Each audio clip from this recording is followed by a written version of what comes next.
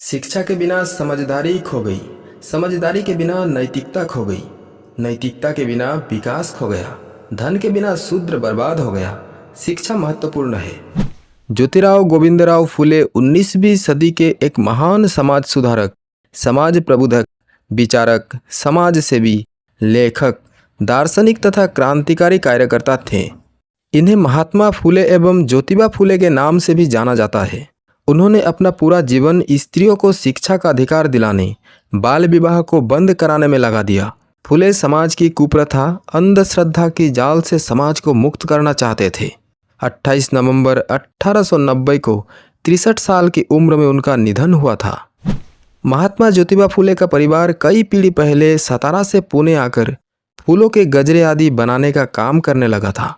इसीलिए माली के काम में लगे ये लोग फुले के नाम से जाने जाते थे। यहीं पर ज्योतिबा फुले का जन्म 1827 में पुणे में हुआ था। 1 वर्ष की अवस्था में ही उनकी माता का निधन हो गया। इनका लालन पालन एक बाई ने किया।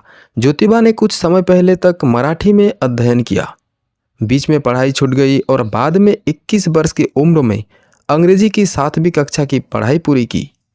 इनका विवाह 1840 में सावित्री बाई से हुआ, जो बाद में स्वयं एक प्रसिद्ध समाज सेवी बनी।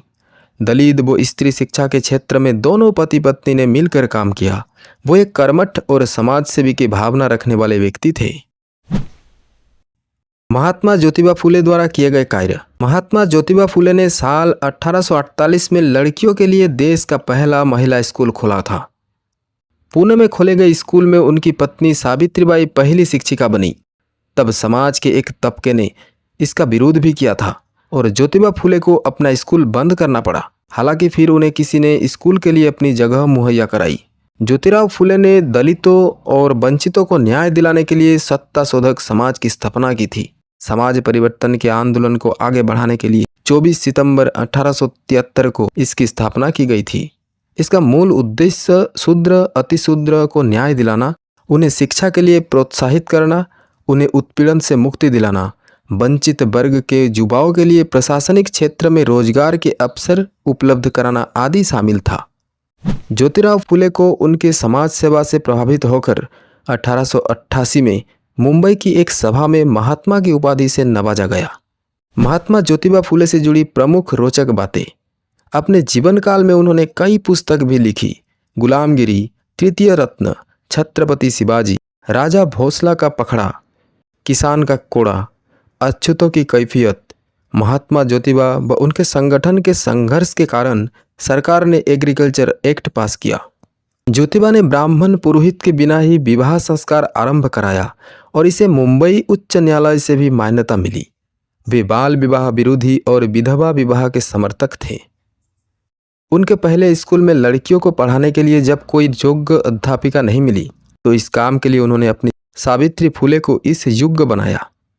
उच्च वर्ग के लोगों ने आरंभ से ही उनके काम में बाधा डालने की कोशिश की, लेकिन जब फुले आगे बढ़ते ही गए तो उनके पिता पर दबाव डालकर पति पत्नी को घर से निकलवा दिया।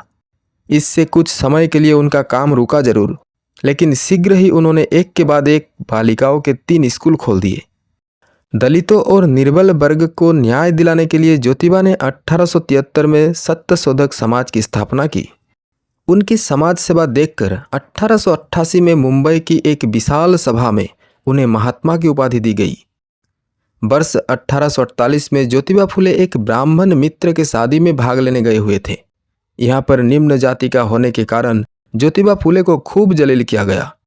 उसी समय उन्होंने सामाजिक असमानता को जड़ से उखाड़ फेंकने की कसम खाई थी।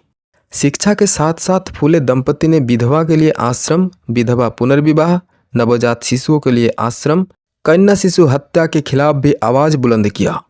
महात्मा ज्योतिबा व उनके संगठन के संघर्ष के कारण सरकार ने एग्रीकल्चर एक्ट पास किया। ज्योतिराव ने ही दलित शब्द का पहली बार प्रयोग किया था। ज्योतिबा फुले कहते थे, स्त्री और पुरुष जन्म से ही स्वतंत्र है, इसलिए दोनों को सभी अधिकार समान रूप से भोगने का अवसर प्रदान होना चाहिए। और कहते थे, अच्छा काम करने के लिए गलत उपायों का सहारा कभी नहीं लेना चाहिए। ज्योतिबा फुले।